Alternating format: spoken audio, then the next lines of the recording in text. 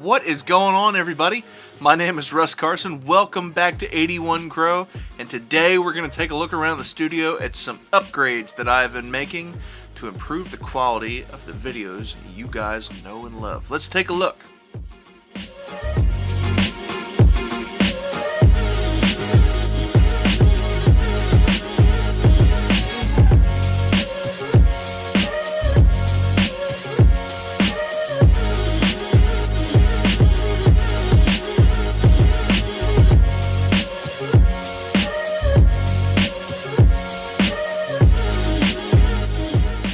Now, before I start this video, I need to take a moment and sincerely thank everybody for their continued support and all the people that have donated on the PayPal page. You guys are awesome because this has been a very challenging and very rough couple of months, and I'm looking forward to the opportunity to go back and play music again publicly. I hope, sincerely hope, that it's something I remember how to do, because March 11th was the last time I stood on a stage in front of a microphone and played music at the level that Kentucky Thunder commands, and it's going to be something. But I have to again thank everybody that has supported the channel. It is greatly, greatly appreciated. Thank you guys so much for that.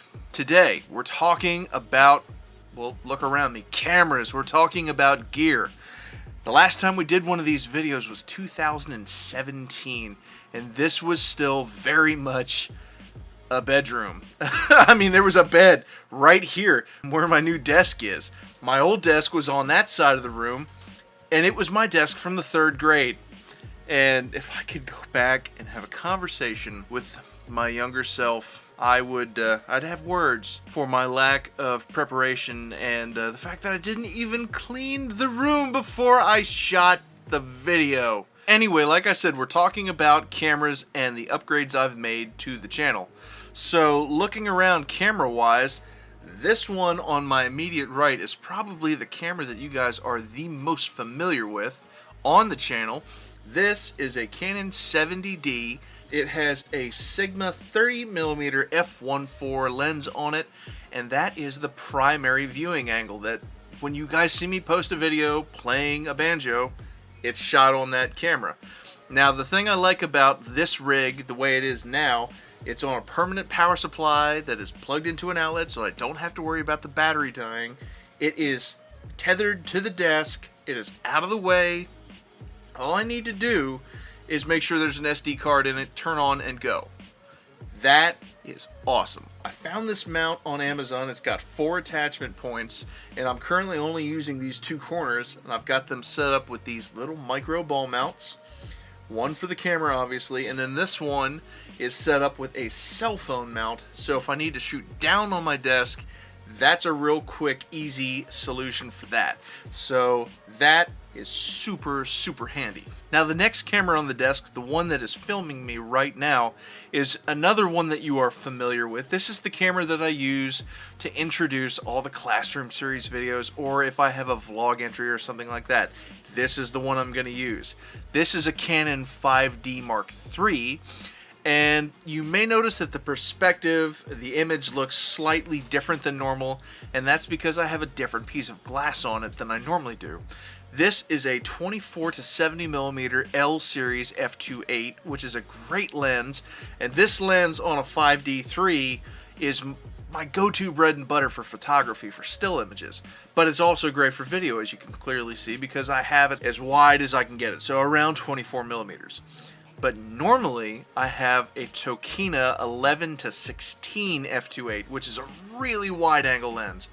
That's a great lens to run on a camera that's going to get all this real estate. Now, the lens that's usually on this 5D3 is right here on my DJI Ronin S DSLR gimbal. Now, this is a new piece of equipment that you guys have yet to view on the channel. This is something I bought for a specific project that's coming up, and it's one I'm really, really excited to shoot and then finally share with you once I have all the material compiled. Now, this is a killer DSLR gimbal, and something I've wanted to purchase for the channel for a long time. Something like this is an item I'll use for tracking shots, walking, things like that. I do have a few other gimbals and stabilization options for some smaller cameras. I have one for a GoPro, and I also have one for my smartphone, but I kind of drug my feet on getting one for the DSLR realm because that's a big purchase. That was a big ticket item, and I don't usually buy things up at that bracket very often. So this was an exciting purchase and something that I am really, really looking forward to using. Now, to the right of the Ronin DJI, you'll find my second Canon 5D Mark III. This is the camera that I would use for B-roll shots. In fact, all the B-roll for this film was shot on that 5D III. And I either used a fixed 50 prime f1.4, my fixed 100 macro 2.8, or the 2470 that's on this Vlog 5D Mark III. Now, working our way around the room over on this side, you'll see another new piece of equipment back there in the glorious bokeh. You'll find a 48-inch motorized slide table built by GVM. That is a great company that makes products for entry-level filmmakers that have a budget. Now, if you're talking motorized slide tables, it is very easy, very quickly to napalm your bank because they can get so astronomically expensive really, really quick, and you can spend $4,000 to $5,000 on one without breaking a sweat. Now, the 48-inch table from GVM only rang in at about $350, and for what I need, it is going to be perfect. I was looking to have a secondary camera option for the playing portion that had some movement, some motion in it, but this space is so small, I can't have a second camera operator in here because when you get more than one body in this room, it gets really hot really quick. I mean, I'm running the air conditioner right now because I have to. The second I turn the AC off, it turns into hellfire in here. It's ridiculous. This house was built in the 50s. The insulation and windows are garbage. And the one thing it is completely incapable of doing is regulating temperature. If you turn the air off for 25 minutes, it will just start to cook. And then when you add big giant lights overhead and computer equipment, oh my goodness. So I usually run these 35 to 50 minute shooting schedules where I'll try to get as much done as I can, and then I have to get out of here. I have to walk through the house and try to cool off. So having that slide table and having the element of movement without having a second person in here, it is perfect. Now that we've paraded around the room and checked out some of the bigger cameras that I've been using, let's take a look at some smaller stuff. Leading off with the GoPro Hero 7. This is one that you guys have definitely seen. This is the current version of the digital miner's light. This is the banjo cam. Now, I have it in this foam handled grip at the moment, but usually when we're playing in a jam, I'm the weirdo that hangs it from my hat like that. And I usually try to play looking around it, and when you have this thing in front of you for this long, it usually leaves your line of sight somehow. It's going to make me go cross-eyed, but I don't care because the end result is worth it. Because I love you guys and I want you to get those perspective shots. I want you to join the jam and sit in the middle of the room. Because when I was younger, that's all I wanted. I wanted to get as close to the circle as I possibly could, but I wasn't at that point yet. I couldn't do that. So this is a really fun way to bring you guys into the element of the jam session and so you can see what's really going on. I love shooting with the digital miner's light. It's a lot of fun. Also on the GoPro front, we have this guy. This is a camera that you've only seen on the channel once so far because I haven't had a good opportunity to bring it back yet.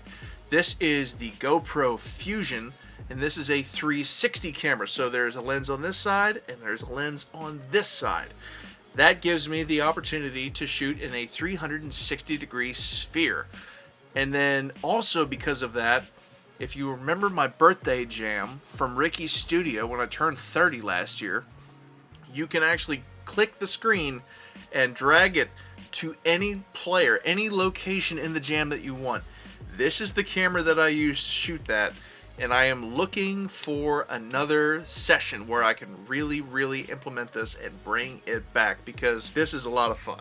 And the last camera I want to talk about is another one that you guys have seen if you are familiar with the channel, and that is this guy right here. This is the DJI Mavic Pro drone, and the reason why I got this drone is what you're looking at right here. It folds up really compact, and it's very portable.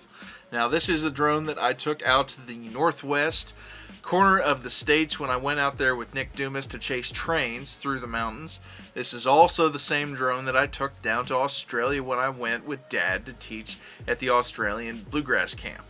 Now, this is what we were flying over the surf in Caloundra, and this thing is great, and I'm really looking for ways that I can bring it back into the channel and shoot more with it. Next up, let's talk about the audio side of the channel. For a while, the primary capture device was this Zoom H2N. In fact, I've got two of these.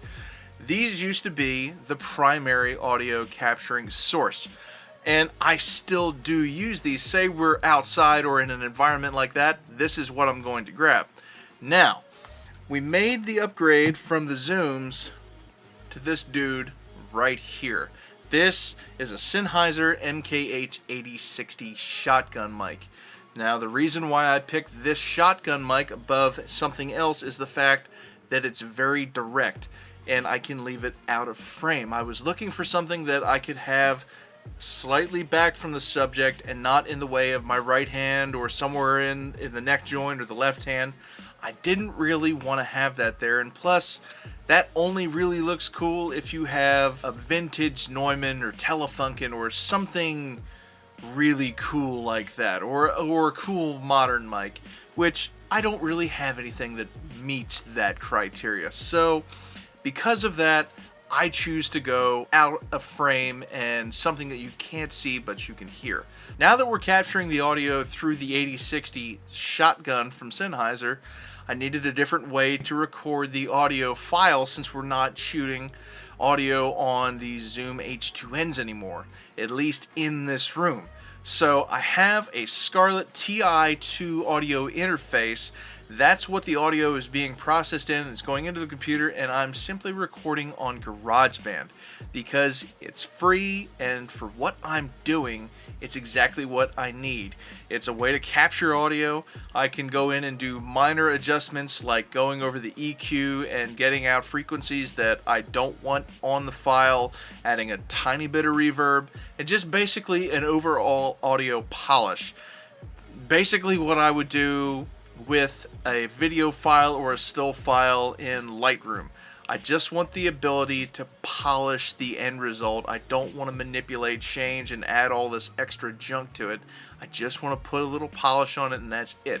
So for me, GarageBand was a great solution. Lastly, let's talk briefly about the lights in here. Lighting is an art form. There is no other way to describe it. There is a science to it, but at the end of the day, lighting really is an art form, and it's one that I am still trying to get the language of and become more proficient in.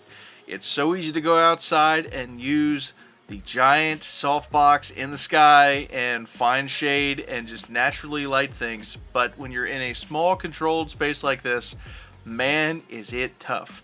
So the solution that I found for my application was online from a company called Switti, S-W-I-T-T-I. I found these lights on Amazon, and they came in a 2-pack. They are LED light panels.